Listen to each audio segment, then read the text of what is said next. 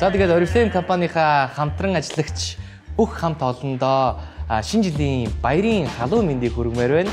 Тэгээд яг чаргагүй шинэ жил маань гэр бүлийн баяр болохоор та бүхэн ах дүү нартайгээ, аав ээж нартайгээ, гэр бүлийнхаа бүх гишүүнэртэйгээ шинэ жилийг сайхан өнгөрөөгөр гэж шин сэтгэлээсээ хүсэн өрөмөр байна.